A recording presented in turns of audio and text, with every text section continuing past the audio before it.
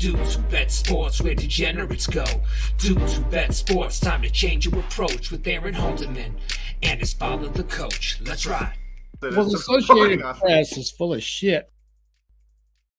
What's up, everybody? It's a special Saratoga edition of Dudes Who Bet Sports. That's right, Saratoga opening day tomorrow. We've covered that on other shows for tomorrow, so we're going to cover the late pick 5 for Friday on this show today. Gosh, it's been a busy week so far, but I love it. Saratoga's here.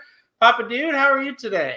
Fantastic. Now, did you say the late pick 5 or the late pick 4? Late pick 4. Did I say pick 5? Yeah, because you really got me nervous there for a minute because I didn't look at race number 6. Right. So, no, I meant the late pick 4. Sorry. Like I said, we've been doing pick 5s on the earlier shows. Okay. Now we're going to do pick 4 for Friday.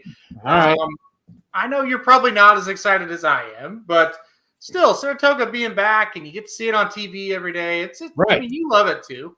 I like it a lot. It's just a classy looking place, and the coverage is great, and the horse racing is fantastic. You can't beat it.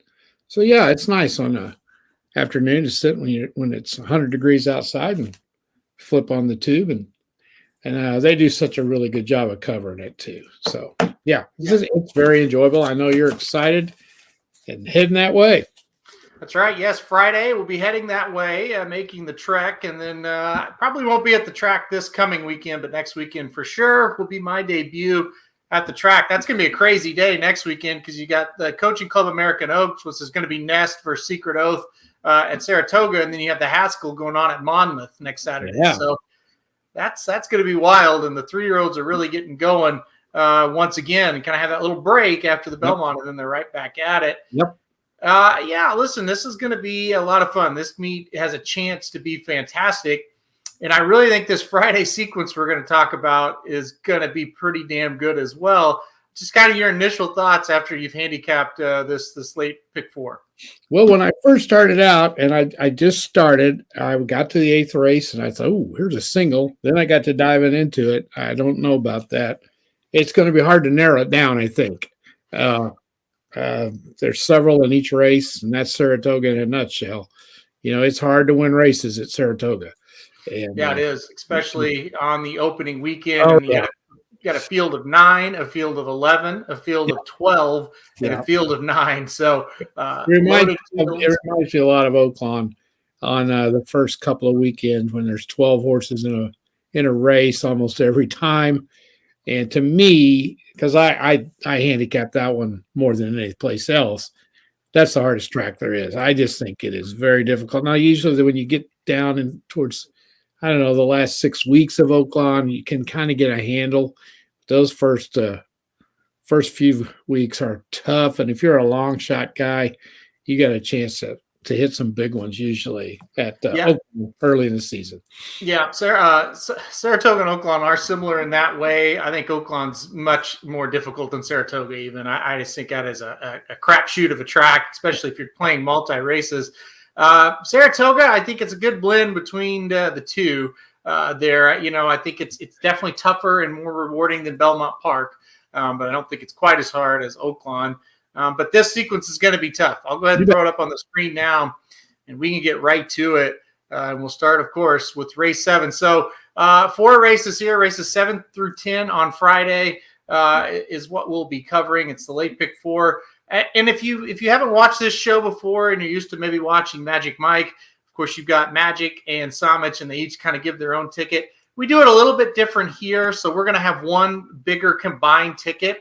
So what Papa Dude and I will do, we'll go through all 4 of the races first and kind of write down, here's the horses we think we have to use. And then in the second column, here's the horses that we're kind of toying with.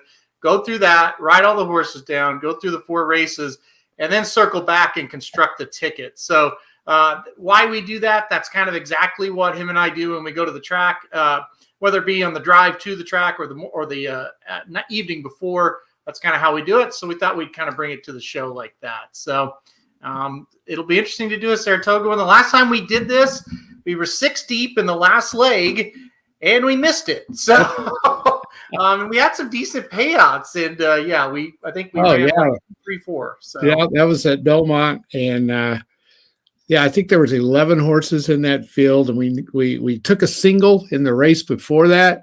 Yep. And we hit that, and man, when you can hit a single, you're usually home free, especially when you have 6. In the last race, it was the very last one, and a horse won that we thought about, but we had to eliminate somebody, and that happens a lot. It really does. Yep, it does. It definitely does, and it's just it's very frustrating without any doubt. And yeah, before we move on, this is the aspect of Oaklawn that makes it tougher. Mark points it out. It's tough because you got Arkansas breds to deal with at Oaklawn. Yeah, they always have 12 horses in them, and they all suck, and it's just a mess. So it's like I always say, Mark, are much better quality than Arkansas breds. Yeah, like I always say, Mark, those Arkansas bred horses, all 12 can win and all 12 can lose. Right. Really make it tough to pick them. Well, all right, let's get going here. We're going to open it off, going 1 1/8 for a $25,000 claiming price for 3-year-olds and upward, which have never won 3 races. So this is a pretty tough condition, no matter what track you're at, and it's a pretty tough race for claimers, especially because it's tougher for these claiming horses to get 1 1/8. A field of 9 in here. To start it off here at race 7, first leg. I kind of wrote down a few here. Who did you write down for your? Well, okay, I've got 4 of them written down. How many did you write down? I have 5 written down here to start. Okay, all right. Let's see how close we are together. That's what we always do. We go down and I pick mine. He picks his, and we see how similar we are. All right, I wrote down the 2. Okay, me too. I wrote the 4. I did as well. The 5. Okay. And the 6. We have the same ones. Well, you said you had 5. Well, I wrote down the 3 as well. Okay. All right. Well, that makes it pretty easy. No, we're not used to this. This is great. If we can do this for 4 races, this show's going to last about 20 minutes. So we'll come up with something. But so I didn't even look at the 3. Okay. And I'm trying to figure out why I didn't look at the 3 now that I'm looking here. Let me get on my preview thing here. Did you really like the 3? Yeah, let's start there. The 4 was the top pick. American Pure for Brad Cox. This horse won an allowance 2 races back at Horseshoe, Indianapolis. Was really dominated last time out in allowance. Got beat by some nice horses, though. Howling Time, Rattle and Roll, Dropping G's. But wasn't anywhere close at Churchill. Now we drop to the claiming ranks, and I just think this horse is going to really flourish today in this spot. And I also think the distance is going to help. So the 4 was who I put on top. Okay. As far as the 3, I did have the 3 in second. Did you? Another horse that's dropping out of an allowance, albeit a New York bred. But 2 races back was against Open Company, 35,000 was second. So I thought I'm going to give this horse a shot here, dropping down to the 25K level. Okay. I can see how you would like that. I tell you a horse that I'm interested in a little bit, totally unlike me. There are red flags all over the place. I like the 8. Did you have any feelings on the 8 at all? It looks like a horse that might be hitting its stride a little bit. There's a lot of red flags. It won a $16,000 maiden claimer for his first race. So that is a red flag big time right there. Mm-hmm. Then they jumped it up to a $35,000 allowance at Laurel, and it did not run well. Then they put him in a $25,000 allowance at Finger Lakes, and he won by 18 lengths. Now that kind of gets my eye a little bit. Mm-hmm. 25K allowance, Finger Lakes, probably similar to a $25,000 claimer at Saratoga.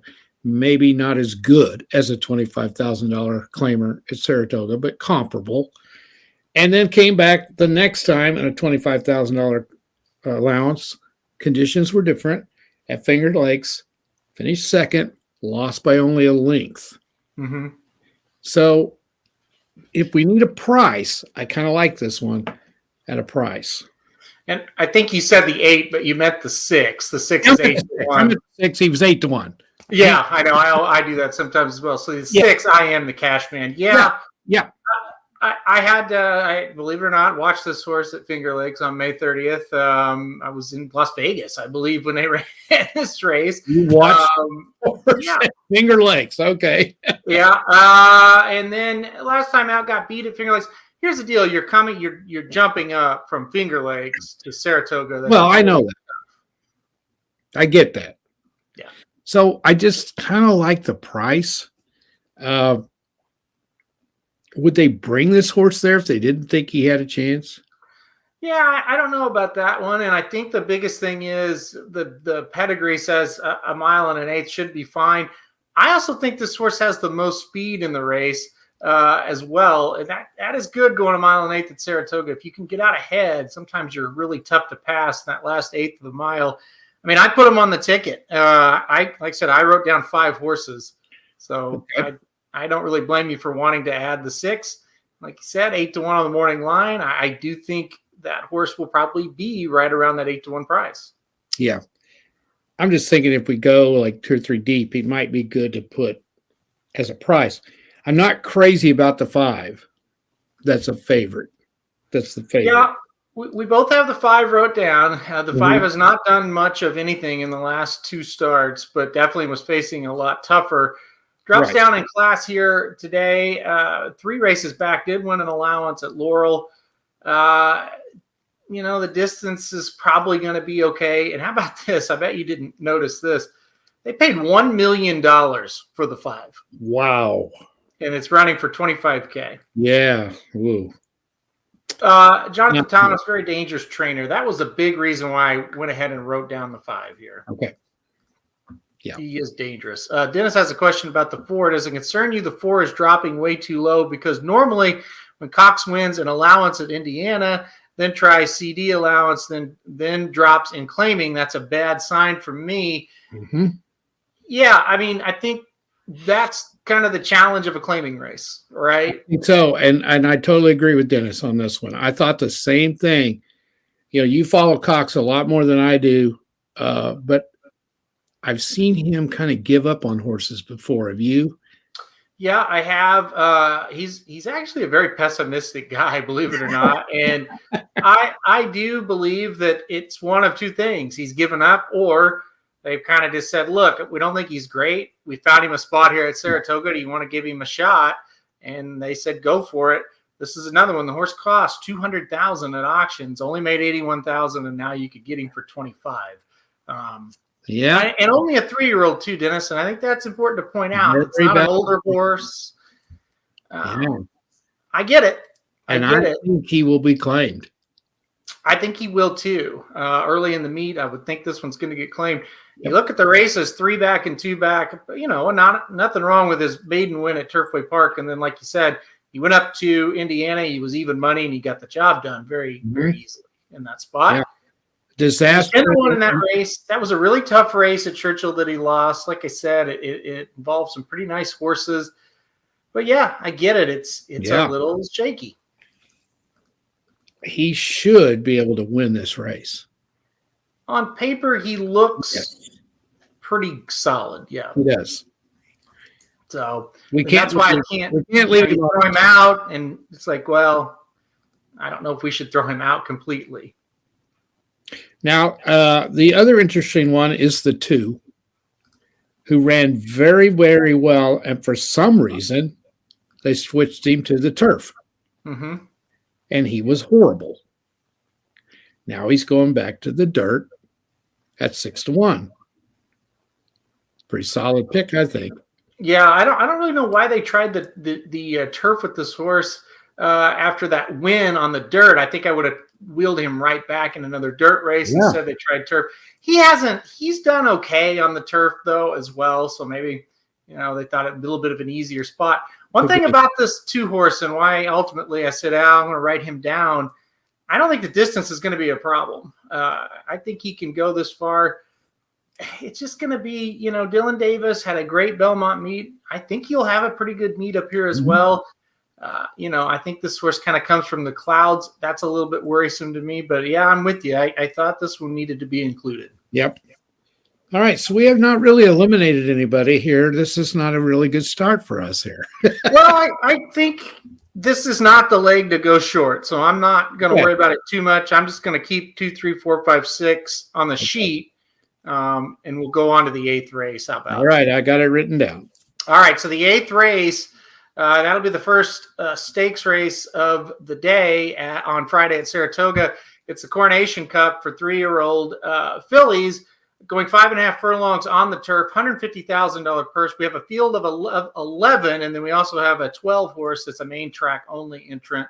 And we know how Saratoga is. Sometimes those showers can pop up.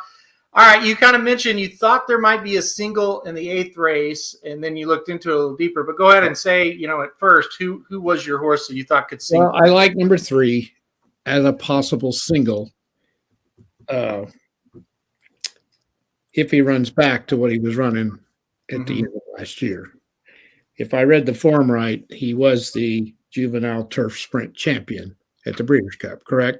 Correct. And it's actually a filly, so a filly beat the boys in that spot, yes. Yeah. So that's pretty impressive. She's come back and ran twice this year. Ran in the Palisades Stakes. He's second, lost by 3/4 of a length, and then came back in another stakes and won by a head. So not terribly impressive in those two, but a victory and a second. So lightly raced since the Breeders' Cup. But I really like this horse, and then I got to looking at some others. Now, the site that I use a lot for help, after that, I'll just go ahead and list what else I've got and see how similar we are. Yeah. Go ahead and list them. Yeah. Okay. I put the 1. Okay. Did you do the 1? I did not write down the 1. No. Okay.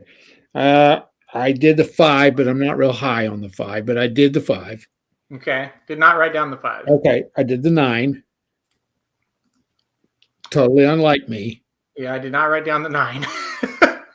Okay. This is normal for us then. And the 11. Yeah, so, I did write down the 11. I think that horse is very interesting. Oh, you had the 2, right? I have wrote down the 3. I mean the 3. The 3. You had the 3 and the 11. The 6 and the 11 is who I wrote down. Okay, okay, that's not bad. So you just wrote 3 down. Mm-hmm. Okay. All right. Looks good to me.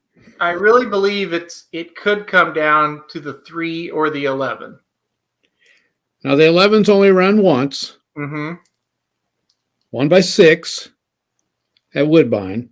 Mm-hmm. On the 22nd of May. They're obviously very impressed with this horse. Yeah, there's 3 things that I really liked about the horse. Had the synthetic victory, and that usually translates pretty well to the turf. I mean, it's not an exact science, but it certainly does translate pretty well. The horse was bet down to even money on debut, and that's a good sign that the bettors and the word was out that this horse was doing pretty well. And you got to love Jonathan Thomas. I'm going to talk about him a lot this opening weekend. He is a very sharp trainer. He's not a huge outfit, but boy, when he enters, you better pay attention. He gets Johnny Velasquez aboard. I think that's a good sign as well. So I think the 11's kind of that up and comer where we don't quite know how good she is, but she could be the goods. And I really believe the 3, Twilight Gleaming, is the goods. We know that. She's from a Breeders' Cup Juvenile Turf Sprint winner last year. And I believe it was Dennis that said that the race at Churchill last time out that she won, and she won narrowly, looked a little bit better, than it's better than it looked on the watching it live. The turf course at Churchill had played funny the whole meet. They actually had to stop running turf races there, so it's kind of just one of those things. Yeah, I think a win is a win when you got it at Churchill Downs. We've seen horses come out of there and run a lot better. I do like the 3 an awful lot. The 6 was my other one. That horse was 4th to the 3 at the Breeders' Cup last year. Just hasn't quite got it going this year, though. No, but it hasn't run bad. No, running very well. Clement, Rosario, obviously a good sign there. Did get beat in a race. Probably should have won last time out at Laurel, though, and that has me a little worried. Okay. Now, did you look? Okay, you guys that are experts, shoot down the 9 for me. Well, Lady Scarlet, definitely a impressive winner last time out over the dirt at Pimlico. It's just the turf is a question mark for me. Okay. I would not at all be against playing the 9. I would almost rather play the 9 than the 6 because. Okay, why would the 9 be 15-1? I don't get that. That's a really, really, really good question. I don't think the 9 should be 15-1 in this spot. Again, I think it's probably because of the turf. The breeding isn't great for the turf. But Mike Maker is a sharp guy, and he gets Gaffleone aboard, which is a good sign. Yeah. Like I said, I could be talked in real easily to play the 9. I mean, she's won 3 out of 4. She was bad in the race she lost. Mm-hmm. It was a grade 3 at Keeneland. I would say that's a pretty good race. She did lose by 11, but then she came back and won the Miss Preakness at Pimlico by 3 3/4. Yeah, I thought she ran. Yeah, if this was on the dirt, she'd be the favorite. She beat a horse named Maritime at Oaklawn, who was supposed to be pretty good. The race she lost at Keeneland in the Beaumont, she got beat by Matarea. She set a fast pace on a track that was not favoring speed whatsoever that day. And Matarea is just simply a lot better than anybody else in here. Last time out ran pretty well. If she takes to the turf, maybe. I think the big thing is she did have one turf race. It did come over this track, and she just wasn't very good. But, I mean, that was a long time ago. Why would he put her on the turf if he didn't think? I mean, there's a bunch of races he can put this horse in, right? He does not have to put this horse in this race. He's someone somewhere has got to think she can run on the turf. Yeah. He's not stupid. This is a good trainer, one of my favorites, as a matter of fact. So, well, I've got it wrote down for you, and I'm not crazy about the 11 either, but a lot of people are. So I think it's going to be one of two things. The class of the 3 is going to win the race, or we've got an up-and-comer here that's in great form and is going to get the job done. And I think that's where the 9 or the 11 do kind of come into play. One important thing to kind of point out was Irad was on the 9 in the Miss Preakness, and he now jumps to the 3 for Wesley Ward in this race. So I do think that's important to point out. And then Tyler Gaffleone was actually on the 3, and now he's on the 9. So they traded jockeys in that spot. That is kind of interesting, isn't it? Mm-hmm. Yeah, you would, I would say Irad was going to ride first call for Wesley Ward when he's in New York, and that's probably your explanation on that. But yeah, I mean, it does kind of make for an interesting kind of jockey switch there. We'll see what happens on that. And I think it's notable that Johnny Velasquez gets aboard the 11. So that's true.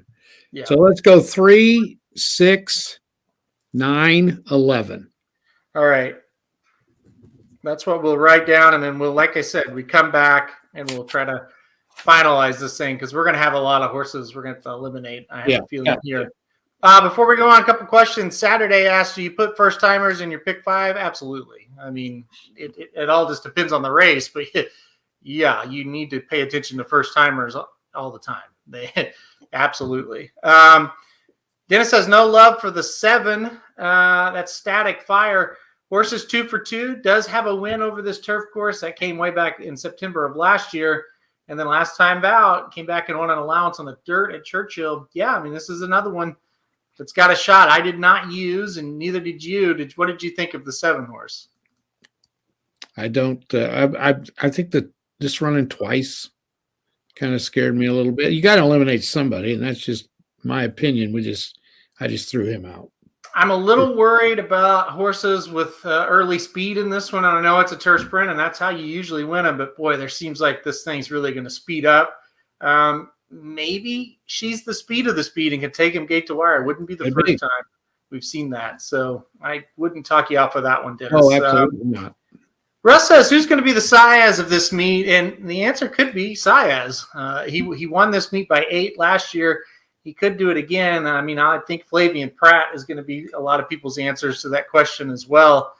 But we'll see if Pratt can kind of unseat the Ortiz brothers and Saez. I think it's going to be one of the most competitive jockey races we've had. So, but I would expect Saez to be pretty darn good this year as well and have a good shot at it. He won a lot of races for a lot of different guys. I think that's the key to winning that rider's title. Jockey merry-go-round shot, he says, yeah, it feels like it. It definitely feels like it. And then Russ says, first-time starters are so hard for me. Yeah. You listen, you got to look at how the trainer does with first-time starters. You have to look at the trainer's top jockey is aboard the first-time starter. Those are two telltale signs. And then you just kind of got to gauge the work, see if the horse has a little bit of speed, that you got to have pretty fast works as a first-time starter to win. So those are there isn't any secret to it. That's the three keys that you got to look for. Saratoga, let's say Linda Rice as a first-time starter and one of the Ortiz brothers are on the horse. That's a big sign right there. Well, Aaron, correct me if I'm wrong, but I've been around you enough that you like first-time starters in maiden races where the favorites that have run a few times really haven't done much. You really look at first-time starters a lot in races like that, don't you? Absolutely. So, Russ, let's get it, because I think let me start over. I don't like first-time starters in maiden claiming races, okay? And not say they never win, but because if you're starting a horse in a maiden claiming race, you obviously don't think much of the horse, right? Usually, Aaron? What if it's like $100,000 maiden? Okay, that's a little different. I'm talking 40 or below. Right. I don't usually do that, but that's different. Or if it's a 2-year-old race and they're all first-time starters, well, that's different too. But sure. Generally speaking, I don't like first-time starters and maiden claimers. And then it's all about where the spot is. So if you have 8 horses in a race, and you got a couple first-time starters, and then you look through the other 6, and it's just a string of seconds and thirds, and or just they haven't ran very well at all, and you got these 2 first-time starters, you might as well give them a shot, because if they can run a little bit at all, they're going to win. And, they're beating up on horses that just haven't ran very well. And then I think the other thing is it's the big barns. I mean, especially at Saratoga. Pletcher, Brown, Christophe Clement, they're pointing for these races. And so if you got a first-time starter, even if you see some horses there, it's like, oh, they're pretty good. They may have to be because they're saving that best stock for this meet specifically. Yeah. Yep. Yeah. So that's kind of how do you cap all first-time starter race? Again, you look at who is the trainer and how successful is that trainer with first-time starters. Did the trainer get his best jockey or the jockey that he usually gets to ride his best horses? Right there is a sign. The jockeys know the horses on the backside, right? So if the top jockeys, you kind of need to lean towards them because they know who the better horses are on the backside. For example, let's go away from the top barns because Pletcher and Brown and Christophe Clement on the turf, they're pretty obvious that they're probably going to run pretty well. Let's take a Dwayne Lucas, okay? If you see, let's just throw out, Heman Harkey is aboard a Dwayne Lucas first-time starter. Forget about it. Yeah. If it was any good, he'd get a better jockey. But if you see Luis Saez is aboard a Dwayne Lucas first-time starter, you better pay attention. And so follow the jockeys. Right. Especially in a meet like Saratoga, where Saez can ride for a lot of different people. If he chooses Lucas as horse, that's a good sign. Mm-hmm. He thinks that horse is pretty good. And so Lucas is just one example. 2 years ago, Jose Ortiz jumped on 4 or 5 first-time starters for Kenny McPeek. Well, it's not that, he hates Kenny McPeek. He just doesn't ride for him hardly at all. So you see Ortiz jumping on the horse, and it's like, well, that one can probably run. Yep. So you kind of have to handicap the humans a little bit in that regard. And Lucas and McPeek, that's just one example. Yeah. Just kind of keep in mind, if you're looking at the form and it's like, okay, we got 6 first-time starters here, and here's random trainer who's not a bad trainer. He's just like maybe 10%, 5% guy. And it's like, wow, Irad Ortiz is on this horse, and he's only ridden for him like twice in the last year. That's a really good sign that the horses are doing very well. The horse is doing very well. So what happens is the jockey agents for these jockeys, they're on the backside every day, and they're working these barns, and they're trying to find out, hey, who are these guys high on? Who do you have in your barn that 3 weeks from now might be ready to debut? Nobody else really knows about it. Let me get my jock in there first. I guarantee we'll give him a good ride, that kind of thing. That happens daily. And so that's that's the main thing you really need to look for. Now, obviously, if Irad Ortiz is riding for Todd Pletcher, don't read that much into it. He rides for him all the time. But that's a way you can find some angles. And it's like, wow, that one went off at 8-1 and the signs were there. Yep. Yeah. So there it is. That's my little rant on first-time starters. But, yeah, there are ways where you can kind of know, and you just kind of got to follow where the smart people on the backside are during the race. So, all right, let's go on. I could talk about that for a while, but that's a pretty good overview there. Let's go on. The stakes action continues. Race 9 at Saratoga is the Forbidden Apple Grade 3 race going 1 mile, $175,000 purse here, 4-year-olds and upward. This is a prep for the 4-Star Dave, which will happen in the middle of August. Field of 12 plus 1 main track only entry. This is a hell of a race.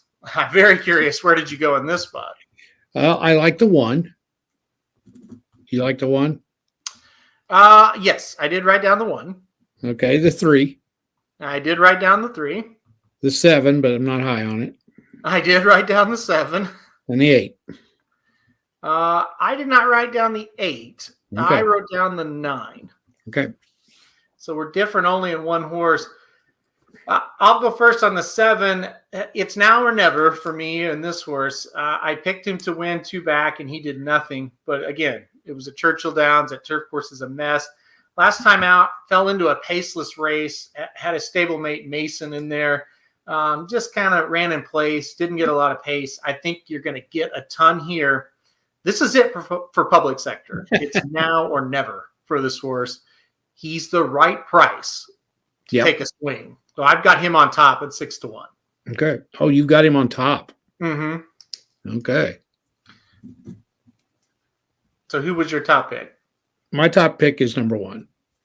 Well, number 1, Set Piece. That's a horse you won with last time out at the Dinner Party Stakes. Yep. And he's 2 for 20 and he's live. Running good. I just really like him. I think he's my pick.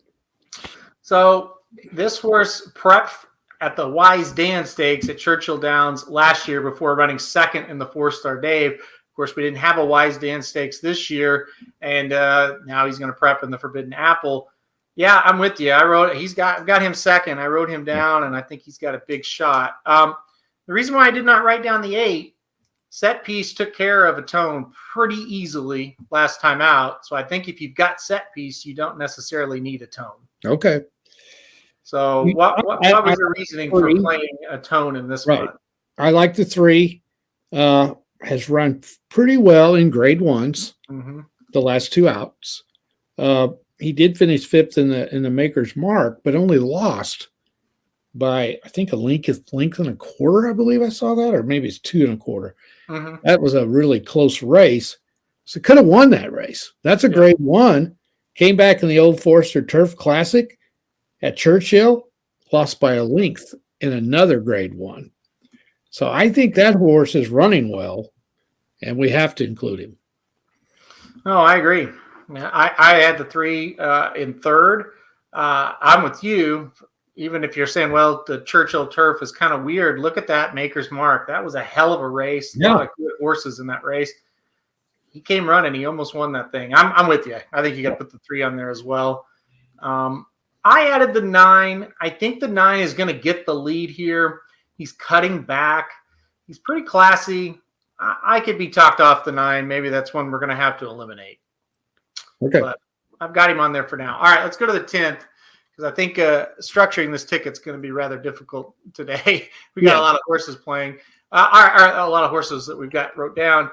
the 10th race, usually we end with a maiden claimer or a Yeah. claimer. Not the case on Friday. We end with an allowance optional claimer going 6.5 furlongs on the dirt, $100,000 purse for this one.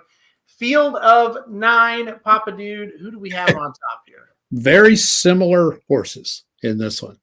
Yeah. And this was a toughie. Yeah.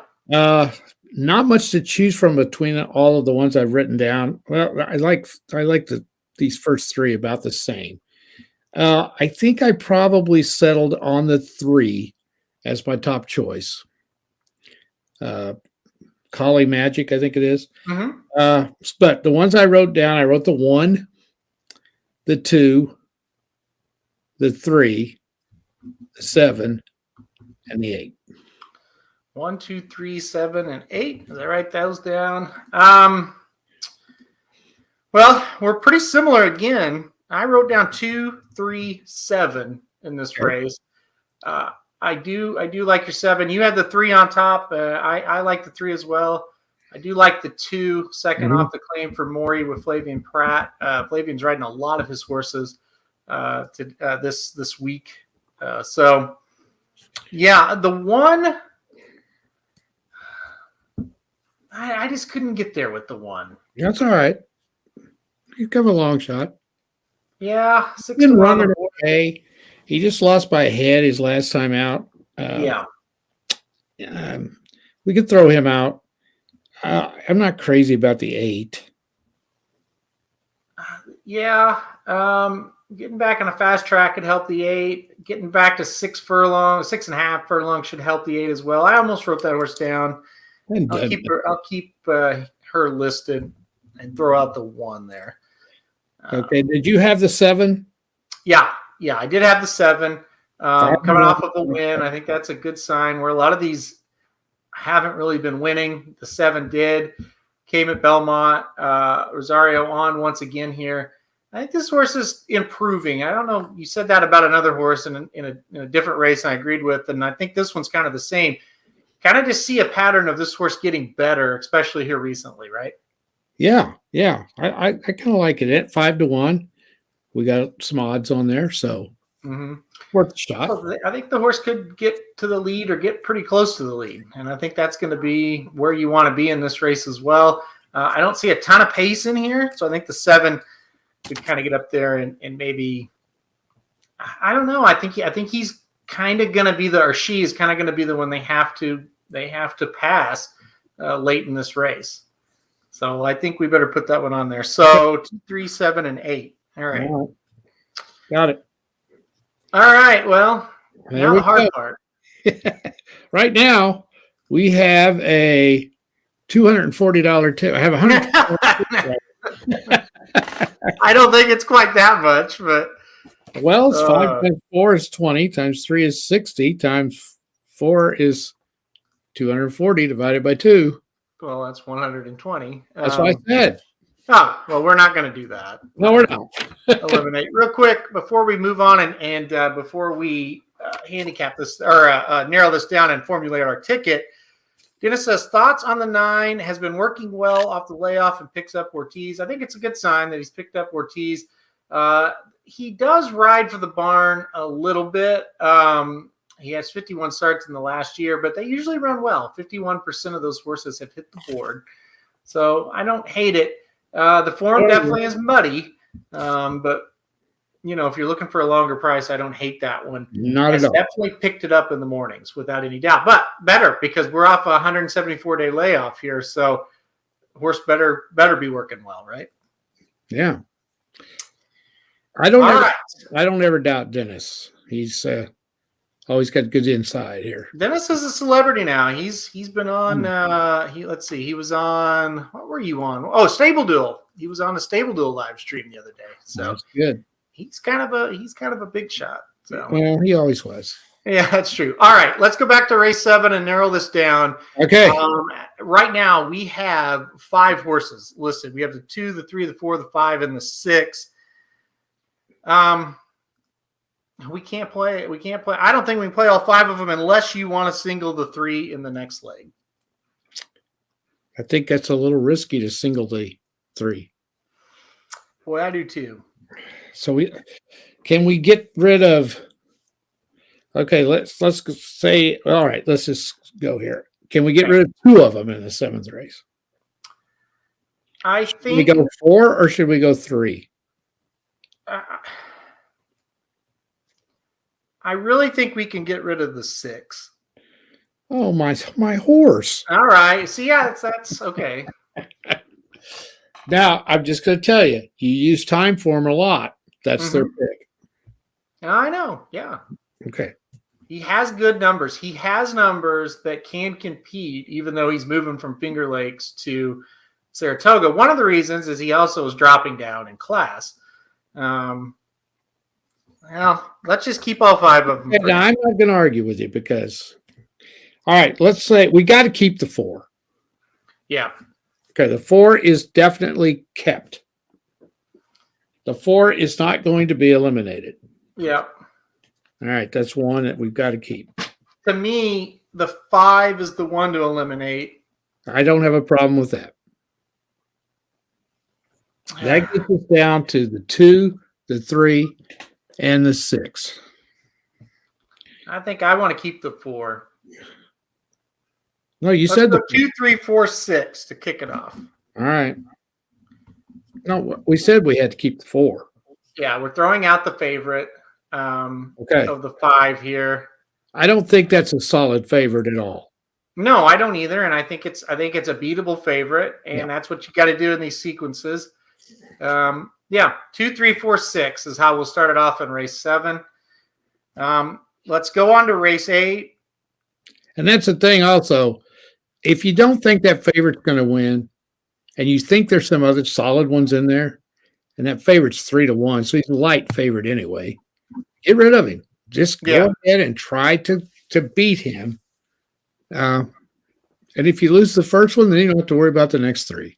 Well, you just play the pick 3 back if you lose the first one. That's right. Easy enough.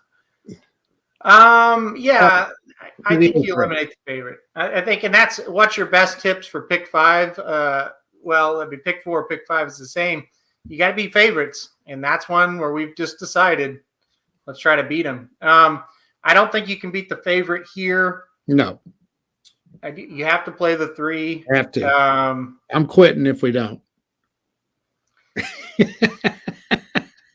Yeah, I'm with you. I really think we can go 3-11 here.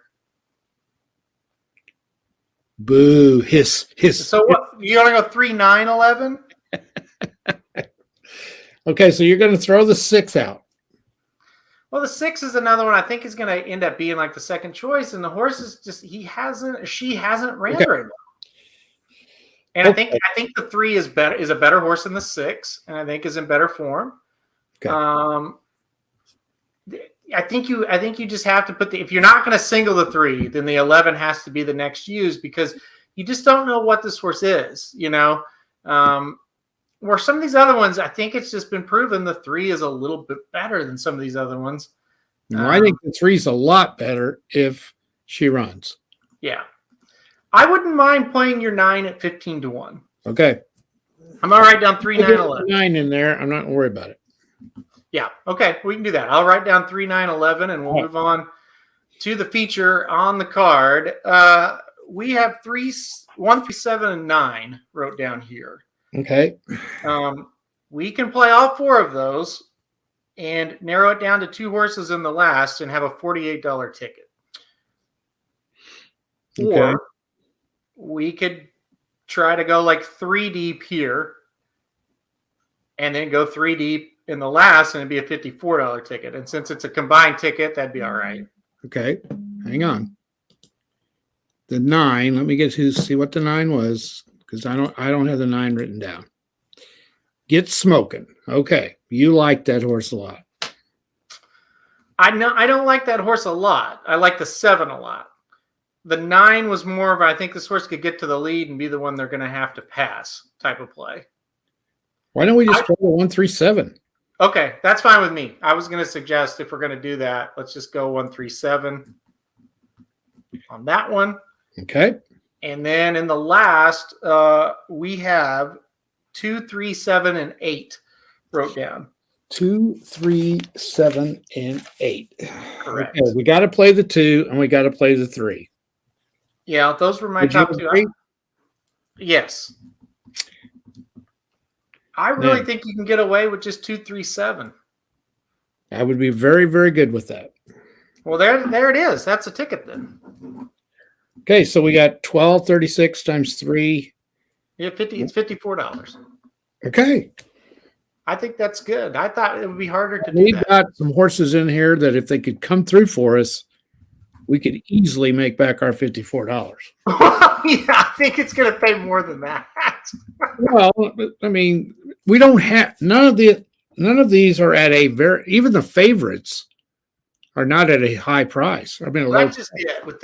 With some tickets, when it's a pick 4, especially pick 5's not quite as much because they naturally just pay a little bit more. When you're playing a pick 4, sometimes you have to create value.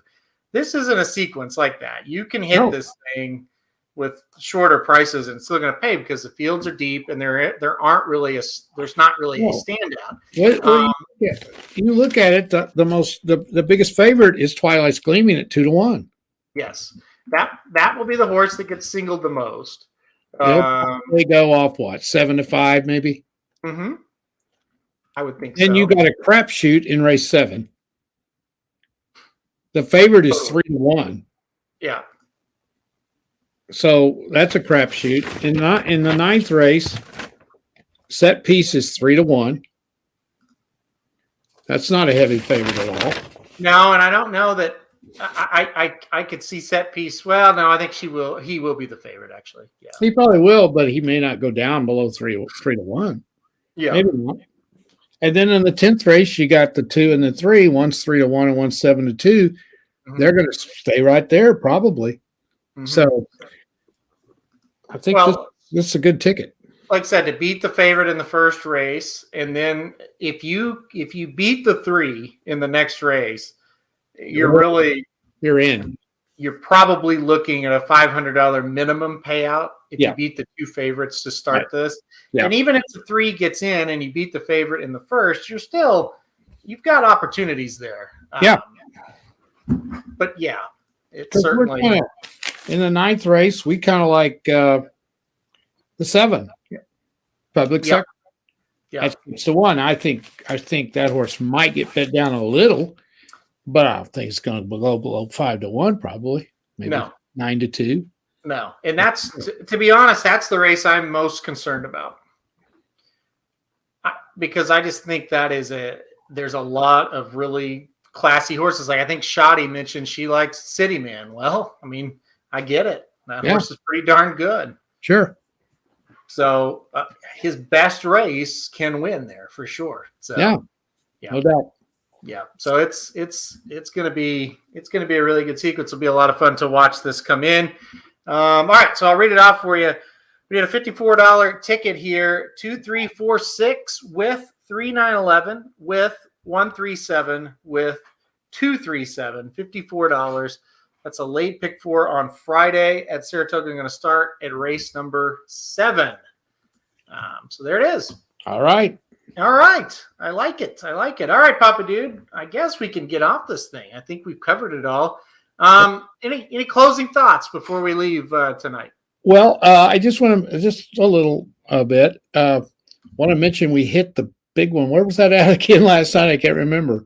Oh, I meant to send this to you. So it was at Presque Isle Downs. Yesterday, we hit the pick 5 for $5,000. Yeah. We also hit the pick 4, and if you use the free pick 4s on the website, I don't remember what that paid, $240, I think, something like that. Yeah. Yeah, it was a pretty good pick 4 there. So that one was given away for free on the website, and then the pick 5 for the premium users. It was a $96 ticket for that premium user. Yeah. I actually got an email. I won't say the guy's name. He probably doesn't want to have his name out there, but he said he bought the tip sheet for $10 for Presque Isle Downs.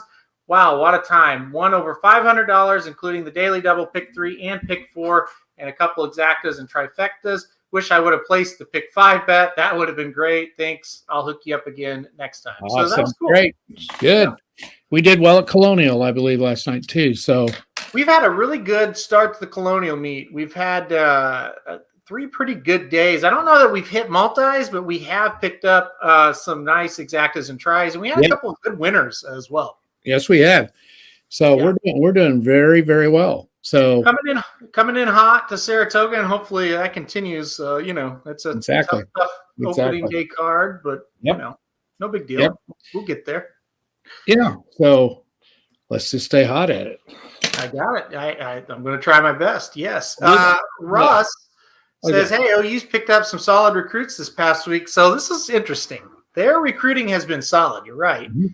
After kind of a slow start, and I've heard a lot of rumors that this USC situation with the NIL, the money isn't quite there like they thought it was going to be. Is that right? Yes. And it's real heartbreaking for me personally.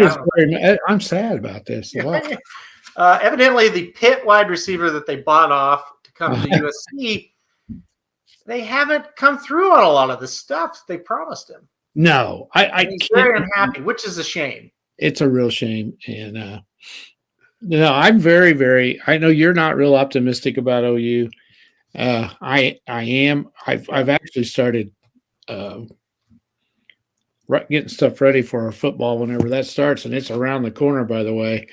And with their schedule, I think they're going to be all right. I mean, I think that Nebraska game's huge for them. That's a potential. They get that one. They should. Don't get me wrong. If they're any good, they'll win. Yeah, it's a toughie, but really, they've got the tough games are at home. So, and they don't have slip up Lincoln now coaching where you go somewhere and lose a game you shouldn't. So it's all going to be, is there enough talent down there right now? Can he make them play a little bit better than what they are? That's what Stoops always did. And let's hope Venables can do the same. But it's around the corner, man. It's almost here. It really is. And Rodney, our local USC fan, he asked, why can't they get elite offensive linemen? I'm not sure. It seemed like everything was going real well, and it was just kind of rolling all downhill for USC in a good way, meaning snowballing. And the last couple of weeks, it's kind of, I guess, leveled out might be the right word. I don't know. I don't know either. They're going to be okay, Rodney. I'll tell you. Yes, they're going to be better. For them. Yeah, they're going to be fine. Lincoln Riley will win you a lot of games. There's no question because he will recruit elite athletes. The offense is going to be awesome. He will absolutely love watching his offense. When they're clicking, they're almost impossible to stop. His offenses are. And at OU, when they were rolling, they just went up and down the field. The problem's going to be defensively, and the coaching staff, I think, is a little weak. But anyway, they're going to be fine. They're going to win a lot of games and fun to watch. Yeah, they'll be fun to watch. He'll have success out there, no doubt about it. But it does seem like they've hit a little bit of a lull here lately. So. I think the prognosticators have kind of raised the bar on them a little too soon. I don't know. They're going to have to go from 5-7, and they're saying they might be 9-3, 10-2. That's a heck of a jump in 1 year because they were not any good last year. They just weren't. And it's hard to go from 5-7 to 9-3, 10-2. So yeah, and thanks, Rodney, for clarifying that. I misread that. He's saying they can't get the offensive linemen because they don't have that much money. Oh, okay. Yeah, that makes a lot of sense, Rodney. It does. And this is a problem that 98% of college football fans that aren't from schools that have a ton of cash, it's going to be a problem. It's going to be interesting to see how this all plays out. That's for sure. And I thought Teddy Lehman, former linebacker at Oklahoma, Butkus winner, All-American, we're talking about you gotta go out, you gotta recruit All-Americans. And he said, let me be clear on one thing: you don't recruit All-Americans, you develop. Right. You make them.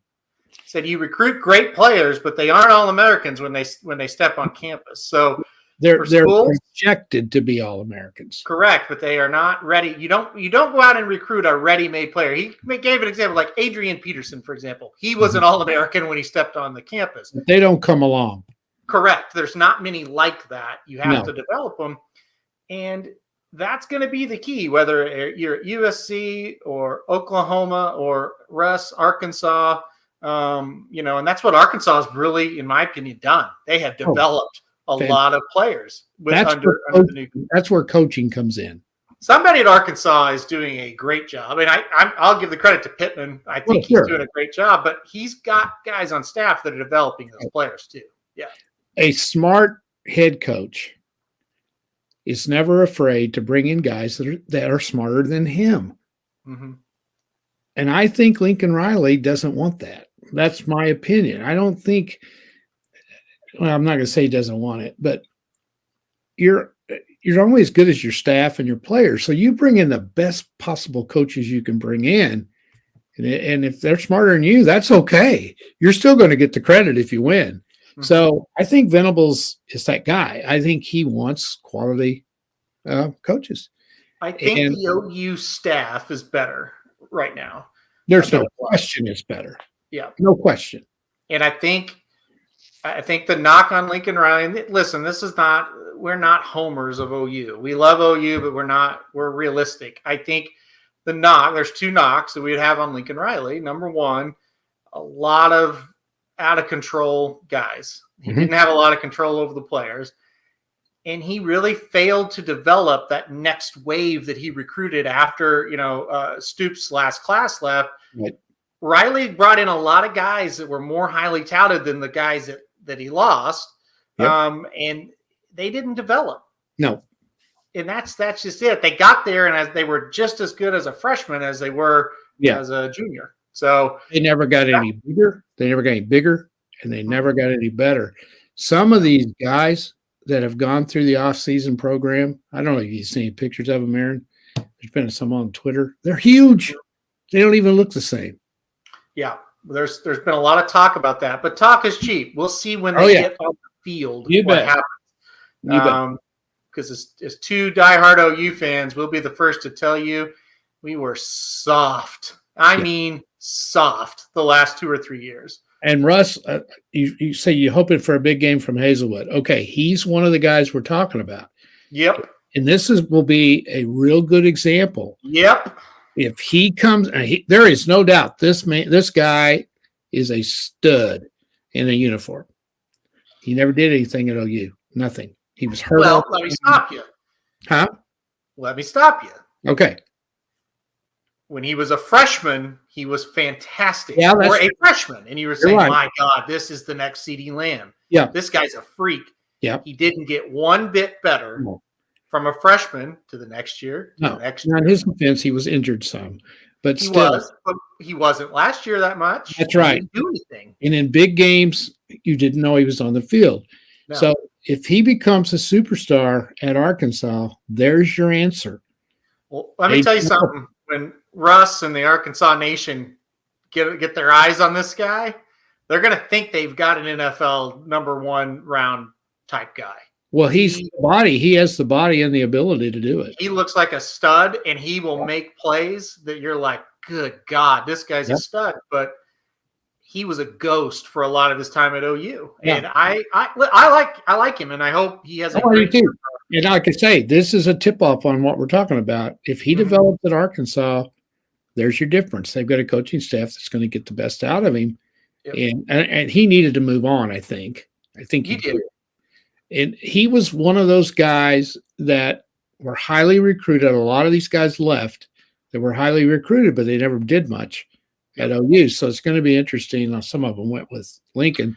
It's going to be interesting to see what some of these other guys do. If you really want to dial it back, look at the quarterback play that OU's had after Baker and Kyler left. Yeah. Right? Think of Jalen Hurts. His first 6 games were great. His last 6 games were not at all at OU. He's a pretty decent quarterback in the NFL now. Let's look at Spencer Rattler. How did he progress? Let's not forget, Spencer Rattler was supposed to be the top 5 of the Heisman. Yeah. He was benched by like the 5th game last year. He went backwards. Caleb Williams played really well for 3 or 4 games. He went backwards at the end of the last season. He did. Don't get me wrong. I think Caleb Williams is a great player. But they went backwards. So it's going to be interesting to see. What does Spencer Rattler do at South Carolina this year? I don't know. Because I was on the camp of he just sucks. And he was way overrated. But what if he goes and has a good year? You Well, know, then you're wrong. And yeah, I always thought he was overrated too. I always thought he was rated too highly. But anybody that comes out as a 5-star has to prove it, and a lot of them don't. And it's just kind of that simple. But yeah, he just never did a whole lot. For a freshman, he had a good season, no doubt. yeah, But his sophomore year was a total disaster. And there's a lot of potential reasons as to what happened. But sure. anyway, he might not be any good, and he might be spoiled and all this stuff. Very much could be. But he's got a fresh new start. The pressure is off of him.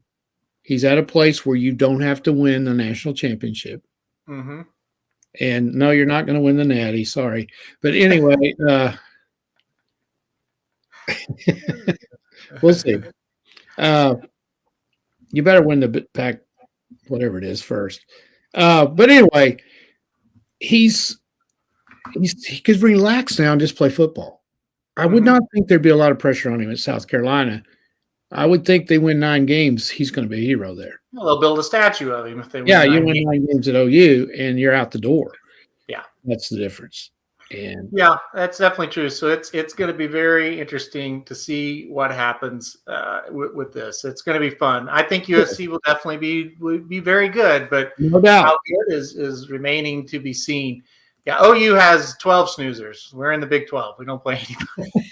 It's exciting.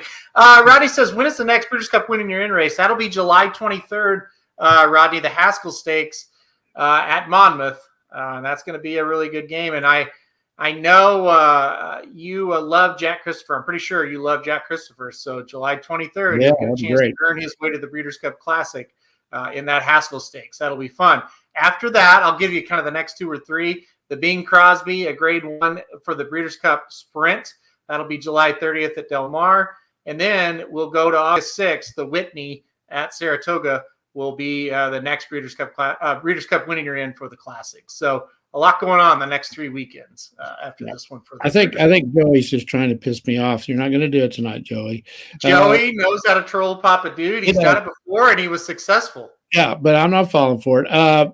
Rodney, I said you're probably going to be 10-2, 9-3. That's what I said. Mm-hmm. And that's great. But you're not going to win the national championship being 10-2, 9-3. All right, hold on. Joey and Chino, was that right? Chino and Rodney. Let's go through this. We're going to do this. We're going to go through the schedule. I already have. Well, no, we're going to do it. Yeah. Okay. All right. Yeah, bro. He's just a big USC fan. Joey, you must be a young USC fan if you say you finally have a chance. You've only won several national championships. You've been pretty damn good over the years. I was going to say, you haven't been that bad. No, for that long. Well, recently they haven't been good. Let's face it. I think California would trade places with you. I think. Well, now listen. Since Pete Carroll left, they haven't been very good. No, but they've not been awful. Well, last year they were really bad. Yeah, they weren't any good last year. They were super bad. Yeah. All right. They have a very tough first game against Rice. Yeah, that's a toughie. They'll win by about 3. Next. They go to Stanford next. That'll be interesting. I think they'll beat them. They'll beat them. Stanford's, yeah. Next. Fresno State at home. Those are the kind of games Lincoln loses. That's true. I think the Stanford game might be more dangerous. I think they'll win all 3 of these. Okay. Here's the one he loses at Oregon State. If they're any good, yes. Now, I think they'll win that. I think they're 4-0. Arizona State, I think they win. They'll beat them. Washington State, I don't think is going to be very good. They're going to start 6-0. Then they go to Utah, and I don't think they will beat Utah. No, but a lot of people are not going to go to Utah and win. Right. I mean, they go to Arizona. They should beat them. Listen, North Dakota State would beat Arizona by 20. I agree. Yeah. So then you've got Cal at home. I mean, okay, that's another easy one. They got Colorado at home. This schedule is easy. They can win 10 games easy. They go to UCLA. That's a pivotal game. UCLA got better last year. Well, they could beat them. They beat them last year. Yeah, that's a toss-up, I'd say. And then they finish with Notre Dame, and I think Notre Dame will be pretty darn good. Where's that game at? It's at USC. Notre Dame's got a new coach. They could easily be 11-1, simply because of their schedule. I think realistically, you need to think of about 9-3, 10-2. I think Rodney has it right. Yeah. It's awfully hard. And Joey, I said you could be 11-1, but it's damn hard to go from 5-7 to 11-1. There's some holes on that roster.